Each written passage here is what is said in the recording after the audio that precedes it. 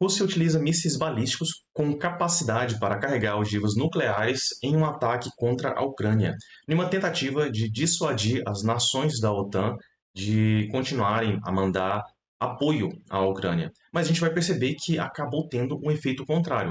Apesar de grandes comunicadores aí e a grande mídia também começarem a relatar o medo de uma terceira guerra mundial a nível nuclear, a gente percebe que esse tipo de atitude pelo Putin acaba demonstrando muito mais fraqueza do que uma ameaça real. Aí a gente vai ver alguns apontamentos que levam a essa conclusão. Bom, a gente vê aqui no Diário de Notícias, os sistemas de defesa aérea atualmente disponíveis no mundo e nos sistemas de defesa antimíssil criados pelos americanos na Europa não conseguem interceptar esses mísseis. Isso está fora de questão, afirmou Putin, depois de ter anunciado que o alvo foi um local que produz equipamentos de mísseis e outros armamentos. As autoridades ucranianas disseram ter interceptado 6 mísseis de cruzeiro e que o ataque atingiu 2 classes a uma zona industrial, tendo causado 2 feridos. O primeiro que a gente precisa avaliar sobre esse tipo de ataque. Bom, tem uma precisão muito baixa. Foi relatado de alguns comunicadores aí que a precisão foi de menos de 100 metros. Para um míssil que visa infraestrutura militar, é uma precisão muito baixa. E alguns até comentam que isso não tem tanta relevância se esse míssil ele é basicamente equipado com ogivas nucleares, então a precisão de 100 metros não vai fazer muita diferença. E aí a gente fica no questionamento, por que o Putin utilizou esse tipo de armamento então na Ucrânia se ele tem uma precisão tão baixa? E felizmente causou apenas 2 feridos, né? Não gerou mortos. E aí a gente vê essas desculpas aqui que eles estavam atacando infraestrutura militar, quando na verdade a gente vê que a Rússia já vem há bastante tempo atacando cidades que não têm nenhuma infraestrutura militar, simplesmente para causar terror nos cidadãos da Ucrânia. E isso a gente vê que vem sendo escalado. E aí a gente percebe que basta o Putin começar a ameaçar de ataque nuclear, que a grande mídia já fica falando que tem que cessar os ataques, que essa guerra tem que parar. A gente sabe que é simples, o Putin ele pode acabar com essa guerra. Basta ele retirar as tropas que estão temporariamente ocupando território ucraniano. Isso ele poderia fazer a qualquer momento. Mas por que ele não faz? Porque ele já se tornou um governante fraco. Os grandes oligarcas russos já estão querendo a cabeça do Putin. A gente percebe que ele só vem afundando a economia da Rússia cada dia mais. E por conta disso que ele vem tentando escalar para poder achar um meio termo, para buscar um tratado de paz onde ele possa sair ganhando alguma coisa, mesmo estando fraco da forma como ele está. A gente vê aqui. Bom, depois do discurso do Putin, o Ministério dos Negócios Estrangeiros ucranianos, em comunicado, considerou que o ditador russo, entre aspas, só está interessado em continuar a guerra. É Putin quem está constantemente a expandir a sua escalada e crueldade, envolvendo armas do Irã, da Coreia do Norte, tropas norte-coreanas e agora utilizando um míssil balístico estratégico que pode ser um portador de armas de destruição maciça. Zelensky apelou para uma forte reação internacional e disse que é preciso que Putin sinta o custo das suas ambições doentias através da pressão. Precisamos de forçar a Rússia a uma verdadeira paz, que só é possível através da força. Concluiu Zeo, deram mais um passo na referida pressão ao anunciarem sanções contra 50 bancos russos. A grande novidade é que visam, em particular, o braço financeiro da empresa de gás, a Gazprom, o Gazprom Bank. Bom, a gente percebe que, acertadamente, o Zelensky ele afirma que é necessário manter essa pressão e aumentar para que a Rússia em si ela perceba que não vale a pena esse tipo de escalada, não vale a pena invadir um território estrangeiro simplesmente para esses avanços imperialistas, como já foi em outra época, né? A gente vê que hoje já não vale a pena.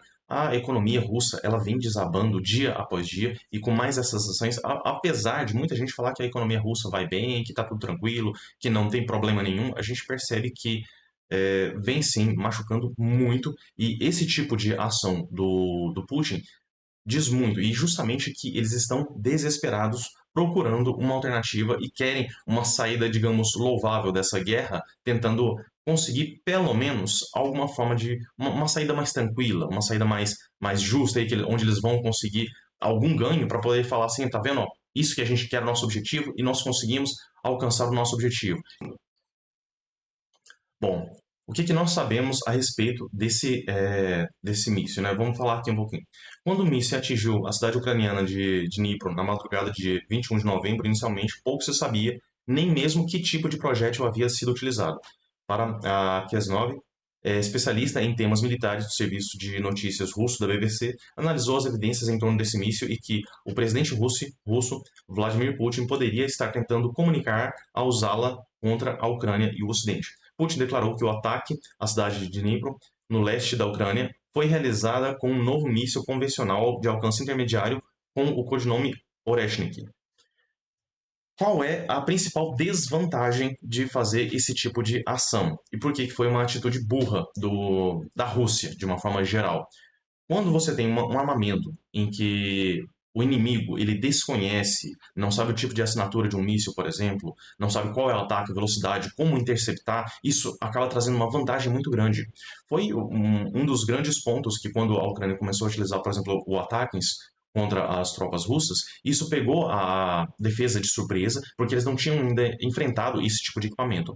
Agora, com esse lançamento, com esse míssil e vários destroços, eles podem avaliar que tipo de equipamento que eles utilizam, qual é o tipo de tecnologia, foi captado a velocidade que esse míssil é capaz de alcançar, qual é o tipo de trajetória que ele alcança. E com essas informações, a Ucrânia agora vai ser munida de um aparato para poder combater também essa ameaça. Esse tipo de ataque, a gente percebe que foi de maneira assim destrambelhada, porque acabou munindo a Ucrânia de mais informações de como combater esse tipo de lançamento, esse tipo de ataque. Por isso que não vem a ajudar na iniciativa contra a guerra. Bom, a OTAN diz que o uso de míssil experimental russo não vai dissuadir apoio à Ucrânia. O lançamento não mudará o curso do conflito nem impedirá os aliados da OTAN de apoiarem a Ucrânia, disse a agência EFE, a porta-voz da aliança Farah Daklar.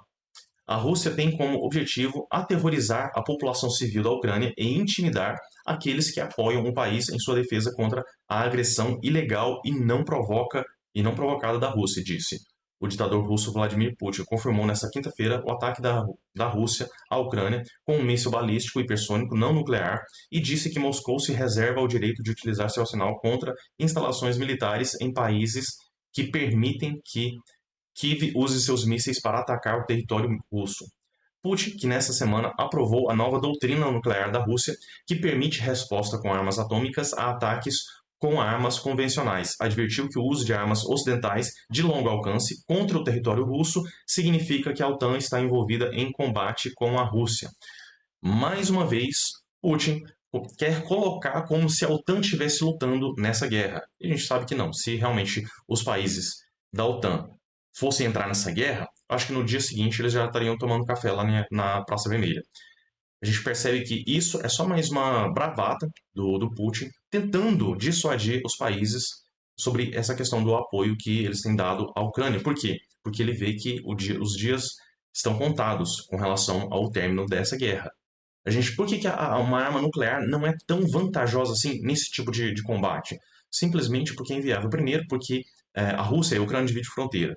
Então, um ataque nas fronteiras ucranianas pode afetar também a população russa. Então, seria um tiro no pé. Segundo, se eles atacarem com armas nucleares, isso vai adicionar o alerta total de todos os países componentes da OTAN. E aí eles vão perceber que não tem outra alternativa senão atacar com tudo a Rússia. E aí eu te pergunto, o que vai sobrar da Rússia depois desse tipo de ataque, onde todos os países vão fazer uma grande frente ofensiva contra um país só, que depois de 2 anos, quase 3 anos de guerra, já está em frangalhos, não tem mais equipamentos, não tem mais como contra-atacar nada. Imagina, o que vai acontecer? Então, a pior alternativa, a pior ação que Putin poderia fazer seria um ataque nuclear.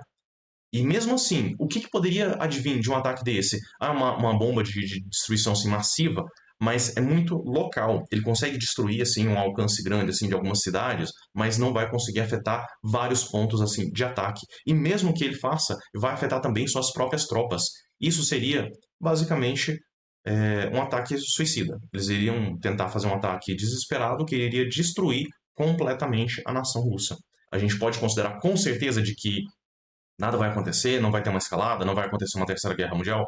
Isso não pode ser afirmado, mas é a pior alternativa que ele poderia pensar, porque iria não só acabar com as chances dele se manter no poder, porque seria um extermínio, iriam dizimar a nação russa, como não teria ganho nenhum, né? Então, essa é a minha visão. Se você concorda ou discorda, você pode deixar aqui nos comentários também, pode mandar uma mensagem sobre alguma notícia, algo que você queira que a gente esteja comentando aqui, e a gente vai fazer a nossa avaliação. Lembrando que a gente traz várias notícias do que a gente tem, o apanhado aqui sobre o que tem acontecido, os fatos, e a gente traz uma análise sobre o que a gente pode esperar sobre tudo isso. Se você não concorda, você pode deixar aqui nos comentários, não tem problema nenhum, a gente está aqui para fazer o livre debate e trazer essas ideias de forma assim, sempre respeitando a opinião de quem pensa de forma contrária, certinho? Por esse vídeo é isso, forte abraço e até a próxima. Ganho nenhum, né? Então, essa é a minha visão. Se você concorda ou discorda, você pode deixar aqui nos comentários também, pode mandar uma mensagem sobre alguma notícia, algo que você queira que a gente esteja comentando aqui, e a gente vai fazer a nossa avaliação. Lembrando que a gente traz várias notícias do que a gente tem, o apanhado aqui sobre o que tem acontecido, os fatos, e a gente traz uma análise sobre o que a gente pode esperar sobre tudo isso. Se você não concorda, você pode deixar aqui nos comentários, não tem problema nenhum, a gente está aqui para fazer o livre debate e trazer essas ideias de forma assim, sempre respeitando a opinião de quem pensa de forma contrária, certinho? Por esse vídeo é isso, forte abraço e até a próxima.